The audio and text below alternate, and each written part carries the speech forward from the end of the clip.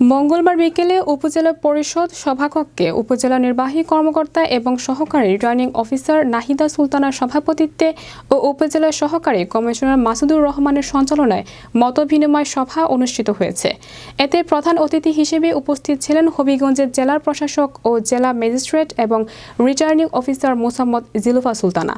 বিশেষ অতিথি হিসেবে উপস্থিত ছিলেন হবিগঞ্জ পুলিশ সুপার মোহাম্মদ আক্তার হোসেন, জেলা নির্বাচন অফিসার মোহাম্মদ সাইদুর রহমান, উপজেলা ভাইস চেয়ারম্যান আমিরুল ইসলাম আলম, মহিলা ভাইস চেয়ারম্যান আলিয়া বেগম প্রমুখ। প্রত্যেকটা ইউনিয়নে যে আমরা কিভাবে ভোট হবে, ইতিমধ্যে আমার এখানে ম্যাক্সিমাম লোকই আমার কাছে মনে হচ্ছে যে আমি সবার সাথে কথা করব।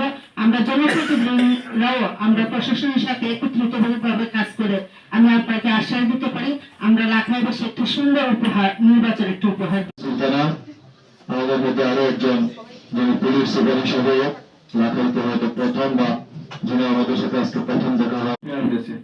আমি আপনাদেরকে সবাইকে বলবো, আপনারা আপনাদের স্থানীয় যারাই আছে, যেসব ভোটার আছে সবাইকে বলবেন আপনারা ভোট দেন দেশের জন্য। ওই ইউনিয়নের অভিভাবক হিসেবে সমস্ত মানুষকে কিভাবে সুপথে রাখা যায়, কিভাবে আপনার ইউনিয়নের একটা মানুষের জন্য রক্ত না ঝরে, আপনার ইউনিয়ন যেন সুন্দর সুষ্ঠুভাবে এই যে প্রতিটা ইউনিয়নে প্রসব হচ্ছে মায়েদের এখন যারা গর্ভবতী না, নর্মাল ডেলিভারি আছে।